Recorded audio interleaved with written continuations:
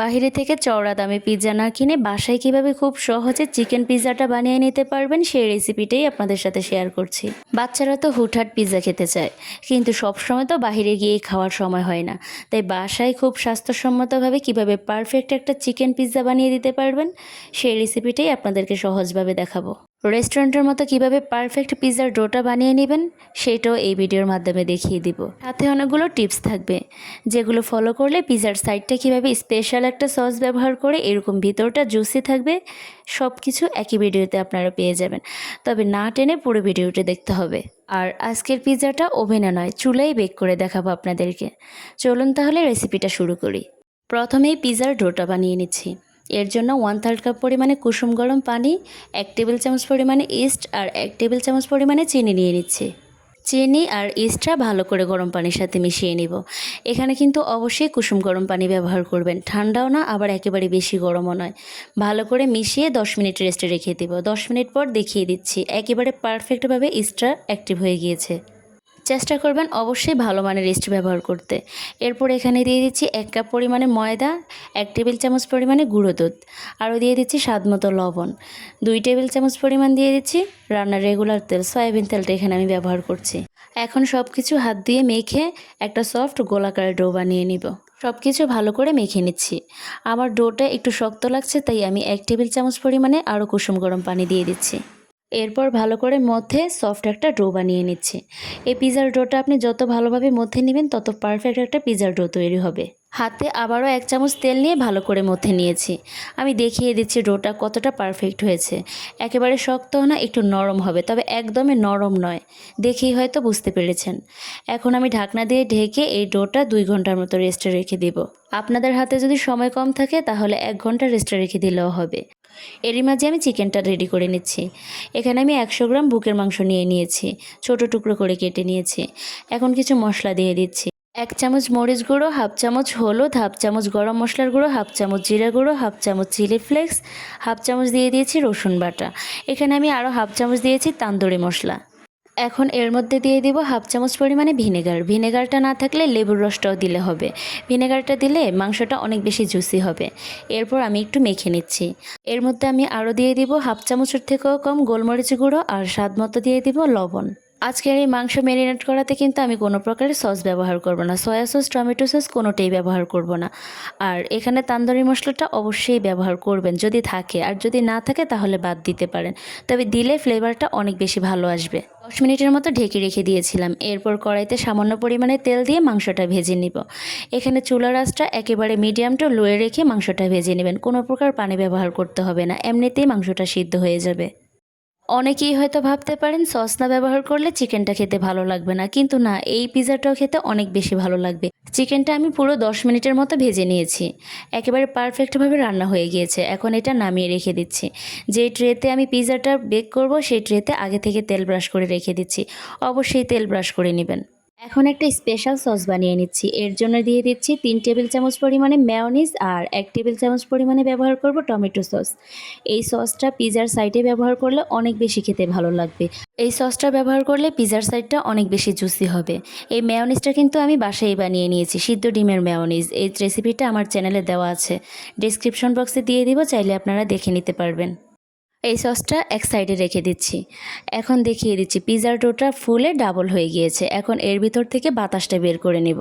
আমি এখন আরও কিছুক্ষণ এই পিৎজার ডোটা ভালো করে ময়ান দিয়ে নিব।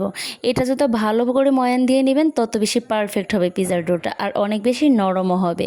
আমি হাতের তালু দিয়ে একটু ভালো করে ময়ান দিয়ে দিচ্ছি। দেখেই হয়তো বুঝতে পেরেছেন। পিৎজা বানানোর ক্ষেত্রে অবশ্যই ডোটা পারফেক্টভাবে বানাতে চেষ্টা করবেন, এতে করে আপনার পিৎজাটাও পারফেক্ট হবে। তা না হলে কিন্তু খেতে ভালো লাগবে না। এরপর একটা বেলুনে দিয়ে আমি একটু করে বেলে নিচ্ছি। বেশি পাতলাও না আবার বেশি মোটাও না, মিডিয়াম সাইজ করে বেলে নিয়ে এরপরে আমি ট্রের মধ্যে তুলে নিচ্ছি। এখন হাত দিয়ে চারদিকটাতে ছড়িয়ে দিব। এখন হাতের সাহায্যে চারদিকে ভালো করে ছড়িয়ে দিতে হবে, কারণ সাইড দিয়ে আমি একটা সস ব্যবহার করব। এতে করে চারদিকটা ভালো করে ছড়িয়ে দিয়ে পাতলা করে নিতে হবে। একটু খেয়াল করলে হয়তো দেখতে পারবেন আমি সাইডটা কেমন করে নিয়েছি। এরপরে যে সসটা বানিয়ে রেখেছিলাম আমরা, সেই সসটাই এখন সাইড দিয়ে দিচ্ছি। এটা কিন্তু চিকন করে সাইডে দিয়ে দিতে হবে। সম্পূর্ণ সসটা দিয়ে দেওয়া হয়ে গেলে এখন আমি সাইড দিয়ে সিল করে দিব। দেখতেই পাচ্ছেন হাত দিয়ে চেপে চেপে দিচ্ছি। হাতে একটু পানি লাগিয়ে চারদিকে লাগিয়ে দিবেন, এতে করে চেপে চেপে দিতে সুবিধা হবে। এই সসটা সাইডে দিয়ে দেওয়ার জন্য পিৎজাটা খেতে অনেক বেশি ভালো লাগবে। এখন একটা কাঁটা চামচ দিয়ে মাঝখানটাতে একটু ছিদ্র করে দিচ্ছি, এতে করে পিৎজাটা আর ফুলে উঠবে না। এখন আমি দিয়ে দিচ্ছি টমেটো সস। টমেটো সসটা দিয়ে একটা স্প্যাচুলা দিয়ে চারদিকে স্প্রেড করে দিচ্ছি। আমি মাঝখান দিয়ে একটু বেশি করে সস দিয়েছি আর সাইডটা দিয়েও একটু হালকা করে সস লাগিয়ে দিচ্ছি, এতে করে কালারটা অনেক বেশি সুন্দর আসবে। এখন দিয়ে দিচ্ছি মোজারেলা চিজ। চিজটা একটা গ্রেটার মেশিন দিয়ে ভালো করে গ্রেট করে নিয়েছি। এরপর চিজটা দিয়ে দেওয়া হয়ে গেলে যে চিকেনটা রান্না করে রেখেছিলাম সেই চিকেনটাই সম্পূর্ণটা এখানে ব্যবহার করব। চিকেনটা চারদিক দিয়ে ছড়িয়ে দেওয়া হয়ে গিয়েছে। এখন আমি এর মধ্যে দিয়ে দিচ্ছি টমেটোগুলো চিকন চিকন করে কেটে নিয়েছি। এখানে চাইলে আপনারা ক্যাপসিকামটাও ব্যবহার করতে পারবেন, তবে আমি শুধু আজকে টমেটোটাই ব্যবহার করছি। এরপর এর উপর দিয়ে দিব পেঁয়াজ কুচি। পেঁয়াজের পাপড়িটা ব্যবহার করলে অতি সহজে সিদ্ধ হতে চায় না, তাই আমি পেঁয়াজটা কুচি করে দিয়েছি। কারণ পেঁয়াজটা কুচি করে দিলে তেমন একটা গন্ধ আসে না, তাড়াতাড়ি করে সিদ্ধ হয়ে যায়।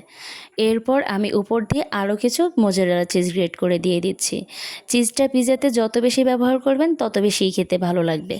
পিৎজাটা এখন বেক করার পালা। এর জন্য চুলায় একটা মোটা তুলযুক্ত হাঁড়ি দিয়ে মাঝখানে স্ট্যান্ড দিয়ে 10 মিনিটের মতো প্রিহিট করে নিয়েছি। এরপর পিৎজার ট্রেটা দিয়ে ঢাকনা দিয়ে আমি 30 মিনিট বেক করে নিয়েছি। 30 মিনিট পরে আলহামদুলিল্লাহ একটা পারফেক্ট রেজাল্ট এসেছে। মাশাআল্লাহ, দেখতে যতটা লোভনীয় ছিল খেতেও আলহামদুলিল্লাহ অনেক বেশি মজার ছিল। রেস্টুরেন্টের পিৎজা থেকেও বাসায় বানানো পিৎজাটা অনেক বেশি পারফেক্ট হয়েছে আর অনেক বেশি স্বাদে ভরপুর ছিল।